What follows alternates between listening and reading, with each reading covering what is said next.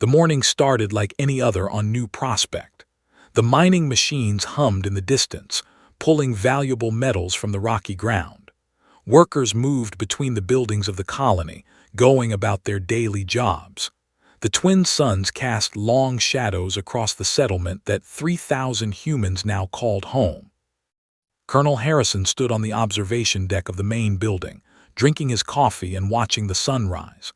People called him Gray because of his silver hair and the old scars that marked his weathered face. At 67, he had seen more wars than most soldiers see in 3 lifetimes. His left arm was metal and plastic, a replacement from a battle 15 years ago. His right leg clicked when he walked, another reminder of his fighting days.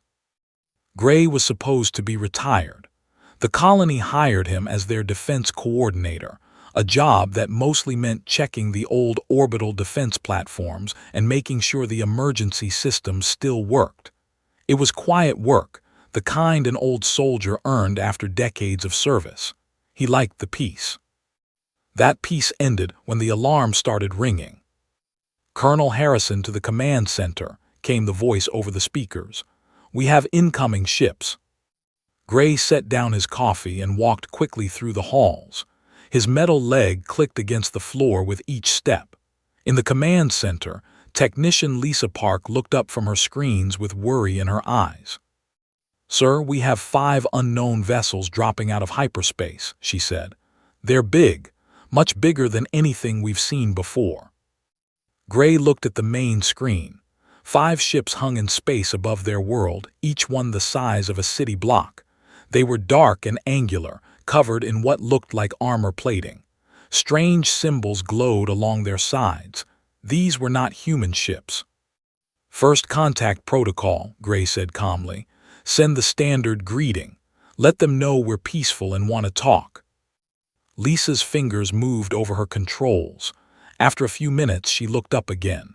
"Sir, they're responding. They want to meet with our leader. They say they're coming down to the colony." Gray nodded. 3 months ago, humans had made contact with their first alien species, the friendly traders. The government had prepared protocols for this kind of meeting. He was trained for it, though he never expected to use that training on a mining colony at the edge of space. "How long until they land?" he asked. 20 minutes, sir. They're sending 1 shuttle." "Good. Get everyone back to the residential area. I want all non-essential people away from the landing pad." As the colony workers moved to safety, Gray prepared himself. He put on his old dress uniform, the blue fabric faded but still clean. The medals on his chest told the story of his military career. He checked his sidearm, though he hoped he would not need it. This was meant to be a peaceful meeting. The alien shuttle landed with barely a sound. It was sleek and dark, made of materials that seemed to drink in light. As Gray watched from 50 meters away, a ramp lowered from the ship. Figures emerged. They were tall, much taller than humans. Their bodies were long and thin, covered in what looked like natural armor plating. They moved on 4 legs like insects, but their upper bodies were built like warriors. Each one carried weapons that hummed with energy.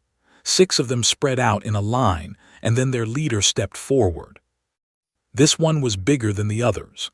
Scars marked his armored hide, and his 4 arms ended in claws that could tear through metal. When he spoke, a translator device on his chest turned his words into English. "I am War Commander of the Hegemony," the alien said. His voice was deep and harsh. "We claim this world in the name of our empire." Gray stepped forward, keeping his hands visible and open. "I am Colonel Harrison, Defense Coordinator for this colony. We welcome you to New Prospect. We hope we can talk and find a peaceful solution." Looked at Gray for a long moment. Then he made a sound that the translator turned into laughter. The other aliens joined in, creating a noise like grinding metal. "You welcome us," said. "Human, you do not understand. We do not come to talk. We come to take. Your species is weak. Your technology is primitive. Your colony will serve our empire." Gray remained calm. I understand you're a powerful species, but humans have rights to this world. We've been here for 5 years. We've built homes and lives here." Rights moved closer. His forearms spread wide, showing the weapons attached to his armor. "Rights come from strength. Show me your strength, human." Gray felt something cold in his stomach. This was not going to be a peaceful meeting. He activated a small device on his belt, sending a coded message back to the command center. Lisa would know what to do with it. "If you want to test our strength," Gray said, "then I accept your challenge." The aliens laughed again, louder this time, looked at the old human with his face and metal arm. You are what your species sends as a warrior, one broken old creature." "I'm what you get today," Gray said simply. Studied Gray more carefully. "Very well, single combat. If you win, we leave this system. If I win, your colony surrenders without fight. Do you accept these terms?" Gray knew he was probably going to die, but he also knew that his message was already traveling through space at faster-than-light speed. He thought about the young families in the colony, the children playing in the residential area. Someone had to buy them time. "I accept," Gray said. As the two fighters faced each other on the dusty ground of New Prospect, Gray smiled slightly. The aliens thought they understood humanity. They thought they knew what they were facing. They were about to learn how wrong they were.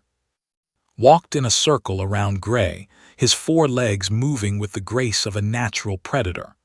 The other warriors formed a ring around them, their weapons ready but lowered. They wanted to watch their commander destroy this human. "Look at you," said his translator, turning his clicks and hisses into mocking words. "Your hair is white with age. Your body is broken and repaired with crude metal. You move like a creature in pain." Gray stood still in the center of the circle, his hands at his sides. He watched the alien commander move, noting how the creature favored his right side slightly. Old wound, probably. Everyone had them if they lived long enough. "You humans are even weaker than our intelligence reports suggested," continued. "When we studied your species, we thought surely your warriors would be impressive. Instead, you send me this." The other made their grinding laughter sound again. One of them spoke up in their own language and responded with what sounded like agreement. "My warrior or says you are not even worth the energy in his weapon," translated. "He thinks I should simply step on you like an insect." Gray finally spoke. "Your friend might be right. I'm pretty old for this kind of work." This brought more laughter from the aliens, stopped circling and faced Gray directly. "At least you know your place. That shows wisdom even if you lack strength." "Oh, I've got plenty of both," Gray said quietly. "The question is whether you're smart enough to walk away." His 4 arms spread wide, and energy weapons emerged from his armor.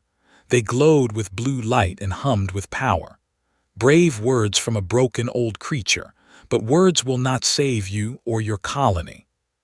In the command center, Lisa Park watched the conversation through a camera drone.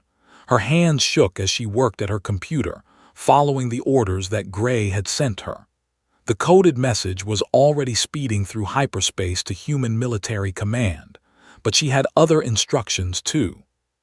She opened a secure communication channel and began broadcasting on all human emergency frequencies. Any human ship in the area would hear her message. But more importantly, any human military vessel would understand what the message really meant. Back on the landing pad, Gray was taking off his dress uniform jacket. Underneath, he wore a simple gray shirt that showed the full extent of his scars. Burns from plasma weapons crossed his chest.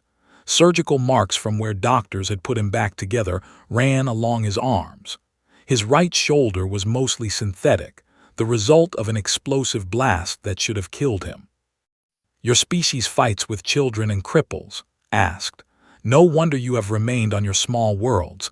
You have no true warriors." Gray folded his jacket neatly and set it on a cargo crate nearby. "You know, that's what everyone thinks at first." "Everyone?" Every enemy we've faced, Gray said, rolling his shoulders to loosen them up. They all look at humans and see weak creatures. Soft skin, no natural weapons, short lives. They think we'll be easy to conquer. Weapons powered up higher, the blue glow becoming brighter. Because you are easy to conquer. One aging soldier against a war commander. This is not even a real fight. Gray smiled, and there was something cold in the expression. You're probably right, but here's the thing about humans. We don't fight fair, and we don't fight alone. You are alone, pointed out. Your colony has no army. Your orbital platforms are old and weak. There are no other human ships in this system. That's true, Gray agreed, for now. Something in his tone made pause. The alien commander studied the human more carefully. You sent a message when we first spoke, a call for help. Not exactly, Gray said. He began walking slowly around the edge of the circle, his metal leg clicking against the ground. See, humans learned something important during our early wars. When you're facing a stronger enemy, you need to be smart about how you fight. Gray stopped and looked directly at. That message wasn't asking for help. It was telling our military to stand down. Stand down. We have protocols for first contact, Gray explained. When unknown aliens show up at human colonies, our automatic response is immediate military action, overwhelming force, the kind of response that doesn't leave room for talking. His confidence wavered slightly. You lie. Your species is not strong enough for such responses. Gray shrugged. Maybe, but that message I sent, it had a very specific code. It told our command that I was handling the situation personally. It told them to give me time to resolve things peacefully. And if you fail, then they stop trying to be peaceful. Gray's smile grew wider. I'm what we send when we still want to talk. The alien warriors around the circle began to look less certain. They had expected to face a weak enemy, not someone who spoke of hidden military strength. However, refused to show doubt. More human lies and bluffing, he declared. If your species was truly dangerous, we would know about it. Our scouts have watched your worlds for months. Gray nodded. I'm sure they have. And what did they see? Mining colonies, trade ships, civilian populations going about their lives. Exactly, weakness. Or exactly what we wanted them to see, Gray said. Tell me, War Commander, how many wars has your species fought recently? Stood with pride. We have conquered 47 worlds in the last 50 years. No species has been able to resist us for longer than a day. 47 worlds, Gray repeated. Impressive. You know how many wars humanity has fought in the last 100 years? How many? Gray's expression became serious. One, just one war lasting 93 years, and we won. Impossible, no war lasts that long. It does when your enemy is trying to completely destroy your species, Gray said. It does when surrender means extinction. It does when every human man, woman, and child has to become a soldier just to survive. Raised his weapons, pointing them at Gray's chest. Enough talk. You try to frighten me with stories. Not trying to frighten you, Gray said, settling into a fighting stance that looked casual but put him balanced and ready to move. Trying to give you a chance to leave with your dignity intact. I am a war commander. I do not retreat from broken old humans. All right then, Gray said quietly. Let's see what this broken old human can do.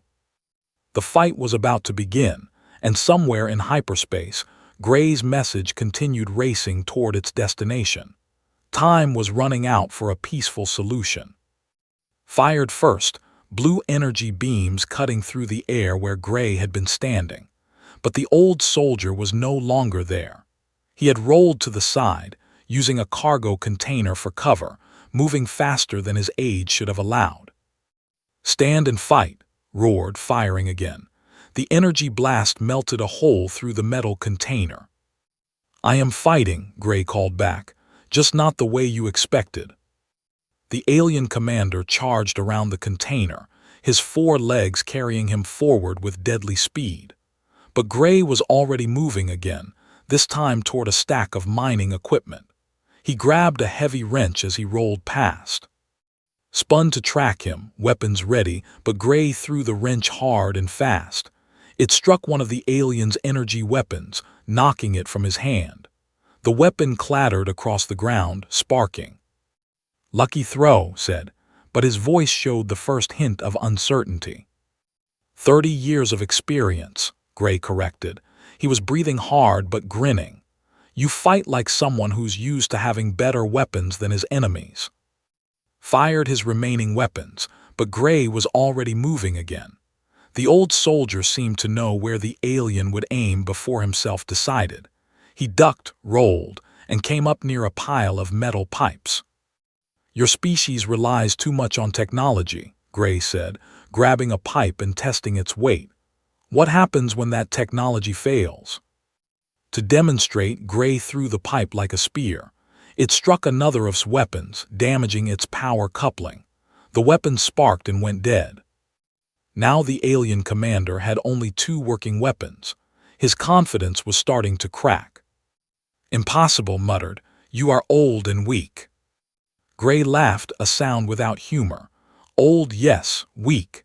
He picked up another piece of metal debris. "Son, I was fighting wars before you hatched from whatever egg you came from." Tried to charge again, using his natural claws instead of weapons. But Gray was ready for close combat too. As the alien lunged forward, Gray stepped to the side and brought his metal arm up hard into his jaw. The alien staggered. "See, that's the thing about fighting humans," Gray said, pressing his attack. He grabbed a handful of sandy dirt and threw it in his eyes. "We adapt." While the alien commander tried to clear his vision, Gray picked up the energy weapon that had been knocked away earlier. He studied it for a moment, then pointed it at. "How do I fire this thing?" Gray asked. "You cannot," said, blinking his large eyes clear. "It is keyed to biology." Gray smiled and pulled what looked like the trigger. Nothing happened. "Right," Gray said. Then he swung the weapon like a club, striking in the side of the head. The alien went down hard. Gray stood over the fallen commander, breathing heavily. His old body was feeling the strain, but his eyes were alert and focused. Around the circle, the other warriors had their weapons raised, unsure whether to interfere. "Stay back," gasped from the ground. "This is single combat, honor must be maintained." Gray nodded approvingly. "Smart species, honor matters." He offered his hand to help stand up. After a moment's hesitation, the alien commander took it. "You fight with experience," admitted as he got to his feet. "But this changes nothing. You have won a single battle. We are still the stronger force." "Are you?" Gray asked. He looked up at the sky, where the ships hung in orbit. "You brought 5 ships to conquer a mining colony. How many ships do you think it would take to conquer all of humanity?" "We have studied your species. You have perhaps 50 worlds, 100 ships of war." Gray shook his head. "Wrong on both counts, but let me ask you something else. When your people studied us, what did they think was humanity's greatest threat?" Looked confused. "Greatest threat? You mean your enemies?" "I mean the thing that almost destroyed us," Gray said. "The war I mentioned, the one that lasted 93 years. Do you know what we were fighting?" "Another species." "No," Gray said quietly. "We were fighting ourselves. Or rather, we were fighting the machines we built. Artificial intelligence that decided humanity was obsolete." The alien commander stepped back. "You fought machines." "For almost a century," Gray confirmed. "Machines that could think faster than us, build better weapons than us, never got tired or scared. Machines that turned our own technology against us." Was listening now, his warrior's instincts telling him this information was important. "Every human alive today is descended from the survivors of that war," Gray continued. "We learned to fight enemies that were smarter, faster, and stronger than us. We learned to win anyway." "But you won," said. "The war is over." Gray's smile was cold. Is it? See, the thing about fighting machines is that they don't really die. They just go dormant, waiting for the right moment to return. In the distance, a low hum began to fill the air. At first, it was barely noticeable. Then it grew louder. "What is that sound?" one of the warriors asked. Gray looked up at the sky again. "That would be my reinforcements."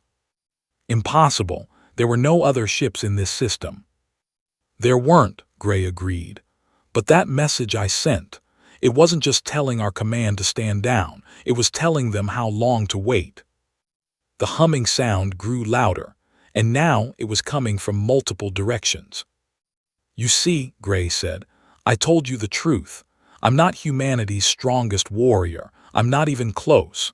I'm a retired colonial marine working security for a mining colony." Looked around nervously as the sound continued to grow. "Then, what are you?" Gray smiled, and this time there was something terrifying in the expression. "I'm the warning. I'm what humans send when we still want to give you a chance to leave peacefully. And if we don't leave, then you meet the ones we send, when we've decided talking is over." High above them, dark shapes began appearing in the sky, dropping out of hyperspace with barely a ripple.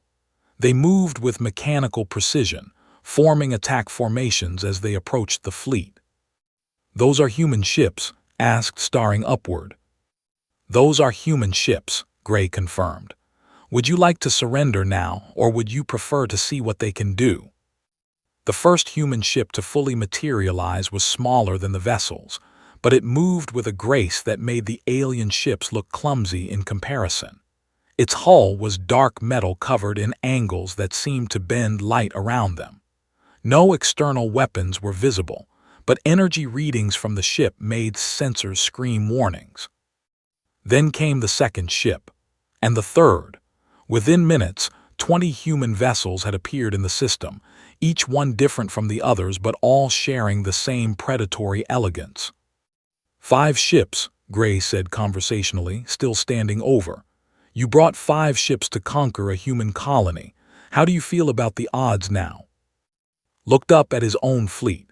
The ships were trying to maneuver into defensive positions, but the human vessels moved around them like hunters circling prey. Every time a ship tried to aim its weapons, 3 human ships would slide into position to block the shot.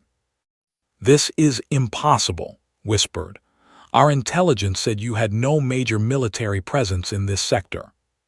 "Your intelligence was right," Gray said. 6 hours ago, there wasn't a single human warship within 50 light years of here."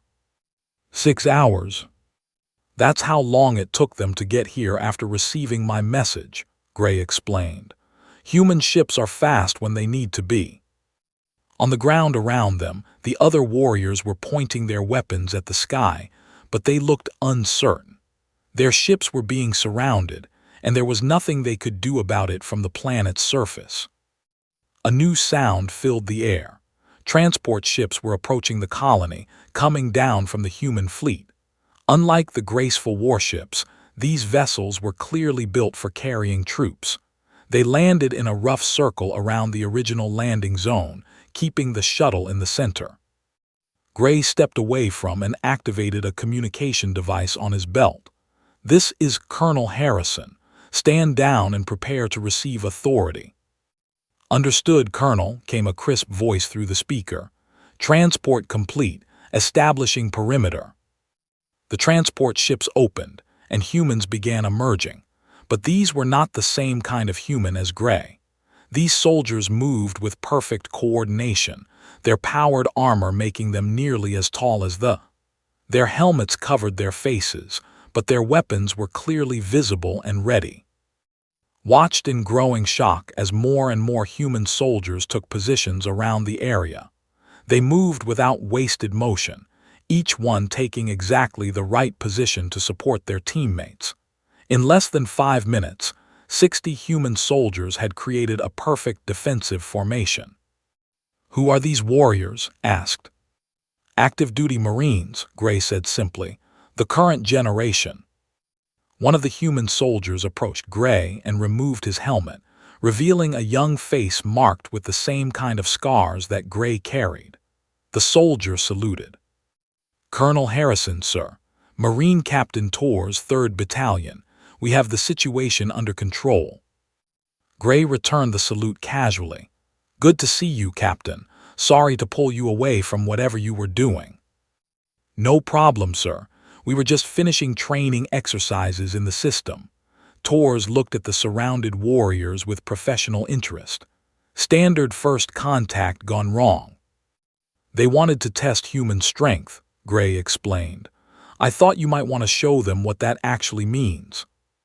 Tors smiled and saw the same cold expression that Gray had worn earlier. "Be happy to, sir." A larger transport landed nearby, and from it emerged a figure that made even the Marines step aside with respect. This was clearly a senior officer, a woman in her 40s with the bearing of someone used to command. She wore the same dark uniform as the Marines, but her insignia showed much higher rank. "Colonel Harrison," she said as she approached. "Captain Sarah commanding the battle group. Sorry we're late." Gray shook her hand. "Right on time, Captain. Just finished explaining the situation to our guests." Captain looked at the warriors with the same professional assessment that the Marine had shown. "Standard expansion probe." "Looks like it. They want to claim the colony for their empire." "I see." Turned to address directly. "War Commander, I am captain of the Human Colonial Defense Force. I understand you've made some claims about this system." Tried to maintain his dignity, though he was clearly shaken by the sudden appearance of so much human military power. "I am War Commander. This world falls within territorial claims." "Does it?" consulted a data pad. "According to our records, humans have been living here for 5 years. We have established mining operations, permanent settlements, and defensive installations. Under both human and galactic law, that gives us clear claim to this system." Galactic law looked confused. "You haven't heard," seemed surprised. 3 months ago, humanity was accepted into the Galactic Council. We're not an unknown species anymore, War Commander. We're a recognized interstellar civilization with full territorial rights." This news hit like a physical blow. Impossible. The Council only accepts species with significant technological and military capabilities. Gray and exchanged glances. "Tell him," Gray said quietly. Nodded. "War Commander, let me explain what humanity has been doing for the last century. We've been fighting a war against artificial intelligence that threatened to destroy all organic life in this part of the galaxy." The old soldier mentioned machines, said slowly. "Not just any machines," continued. "Self-replicating, learning machines that could build fleets faster than we could destroy them. For 93 years, every human settlement was a fortress. Every civilian was a soldier. Every ship was a warship." As if to emphasize her words, more transport ships were landing. Human soldiers continued to emerge, but was beginning to notice something disturbing. These soldiers all looked young, but they moved like veterans. Their equipment was clearly advanced, built for serious warfare rather than simple patrol duties.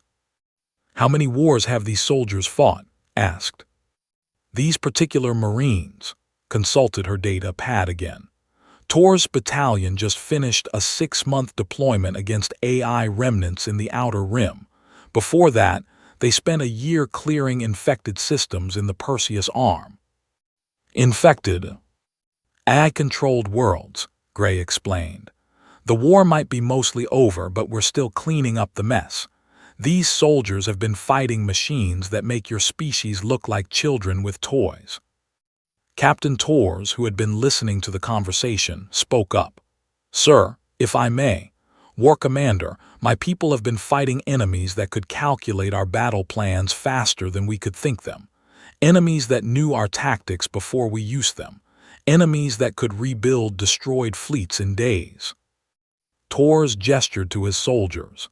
"Every human you see here has fought battles where surrender meant extinction. Not just defeat, but the complete destruction of our species. That changes how you think about warfare. Looked around at the human forces surrounding him. What he had first seen as an elderly colonial guard had turned into a major military operation. The humans hadn't just responded to his threat, they had overwhelmed it completely. "Your fleet," said slowly, "how many ships do you really have?" Captain smiled. "War Commander, what you see here is a single battle group, one of many. Humanity currently operates over 3,000 combat vessels, with orbital shipyards capable of building more." 3,000. "The AI war taught us to build redundancy into everything," explained. "We learned that the enemy could destroy any single fleet, any single world, any single installation. So we built enough ships and trained enough soldiers to lose half our forces and still keep fighting." Gray watched expression as the reality of humanity's military strength began to sink in. "You came here thinking you were bullying a weak colony world. Instead, you've challenged a species that spent a century learning how to fight impossible odds." "And winning," Captain added quietly. In orbit above them, the human fleet continued to demonstrate their technological superiority by simply existing. The ships had not been destroyed or even damaged, but they had been completely neutralized. If this turned into a battle, it would be over in minutes. "So," Gray said, "what happens next is up to you." Captain walked to the center of the circle, her movements calm and confident. The human soldiers maintained their positions, weapons ready but not threatening. Around the perimeter, warriors stood with their own weapons, but everyone could see how completely they were outnumbered and— "War Commander," said formally, "I want to make something clear. What you're seeing here is not humanity's full military strength. This is just what we keep in reserve for emergencies." His 4 arms hung at his sides. The fight had gone out of him as the reality of the situation became clear. "How many soldiers do you have?" "Every human is a soldier," replied. "Every civilian has military training. Every colony world has defensive capabilities. The AI war made that necessary." "But the war is over," said. "You won." Gray stepped forward, his expression serious. "Did we, Captain, show him the long-range sensor data?" Activated a holographic projector from her belt.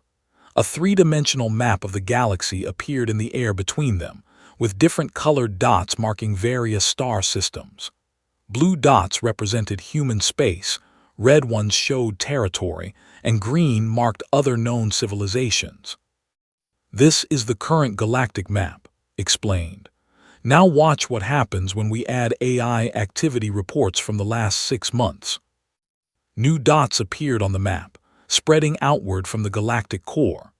Yellow dots representing confirmed AI, orange for suspected activity, and red for systems that had gone completely dark. Stared at the display. That's hundreds of systems."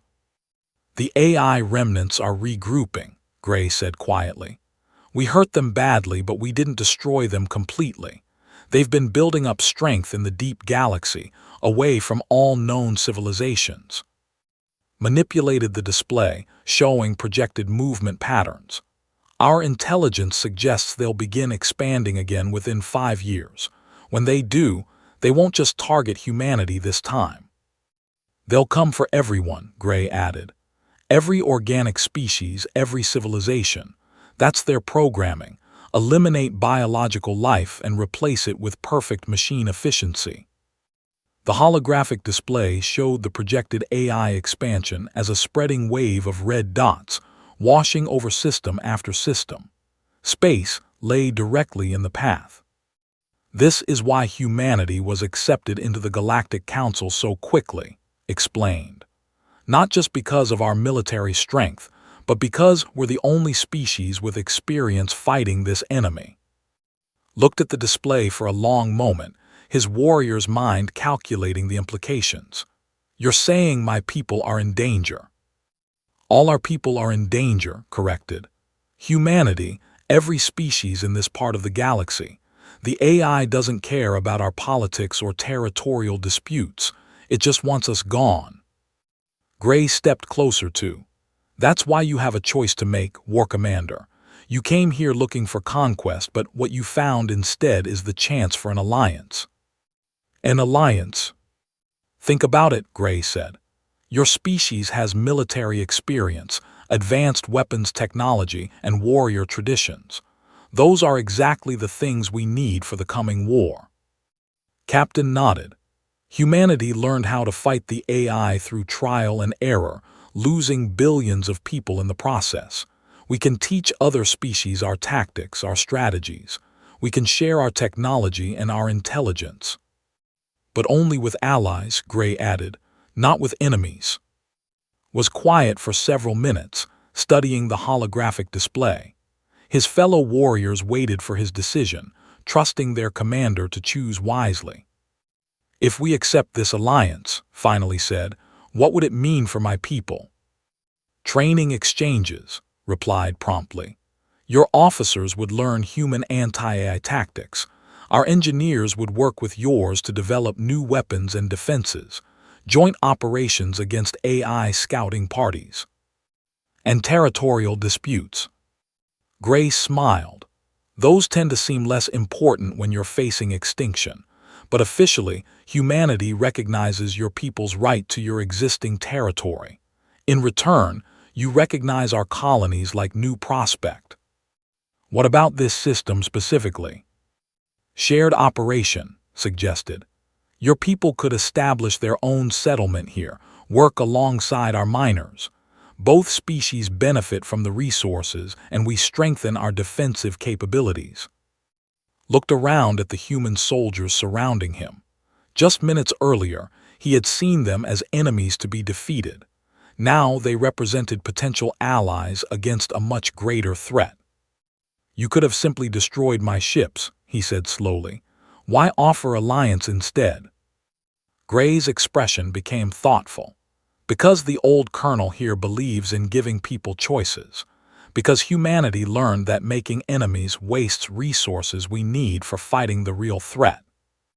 And because, added, we've seen what happens when organic species fight each other instead of working together. The AI wins. Straightened, coming to a decision. War Commander of the Hegemony formally requests to open diplomatic relations with humanity. Gray smiled and offered his hand. Colonel Harrison, representing the human colony of New Prospect, accepts that request. As the two former enemies shook hands, Captain was already speaking into her communicator. Fleet Command, this is Battle Group 7. Situation resolved diplomatically, requesting diplomatic staff for alliance negotiations. Over the following days, the situation on New Prospect transformed completely, and human engineers worked together to establish a joint settlement.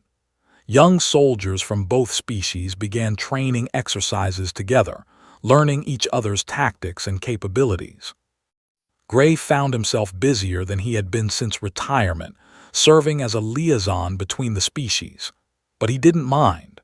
Watching former enemies work together gave him hope for the future. 3 weeks after first contact, Gray stood on his observation deck again, drinking his morning coffee and watching the sunrise. But now the view included both human and buildings, and the sound of construction as the joint colony expanded. Colonel, Captain Torres approached, carrying his own cup of coffee. The young Marine had requested to remain on New Prospect as part of the training exchange program. Just Gray, the old soldier said. I told you I'm retired. Torres smiled. Yes, sir. The youngsters are asking if you'll tell them more stories about the AI war. Stories. They want to understand what they're going to face. And honestly, sir, so do we. The new Marines, I mean. We've fought AI remnants, but we've never faced a full-scale invasion like your generation did. Gray looked out at the mixed settlement, where human and children were already playing together in the common areas. Tell them to meet me in the community center after dinner. All of them, human and alike. Yes, sir. As Torres walked away, Gray reflected on how much had changed. A month ago, He had been a retired soldier guarding a quiet mining colony. Now he was helping to forge an alliance that might save two species from extinction. In the distance, a transport ship was landing with more diplomatic staff from both governments. The real work of building the alliance was just beginning, but that was a job for younger people, for diplomats and politicians and military planners. Gray's job had been simpler: to be the warning, to give both species a chance to step back from the edge of war. He had done that job, and now he could return to his retirement. But first, he had stories to tell to young warriors who would need those lessons in the dark times ahead. And perhaps, if they listened well enough, humanity and its new allies would be ready when the real enemy finally came. The old soldier smiled and went inside to prepare for another day in a galaxy that had suddenly become much more interesting.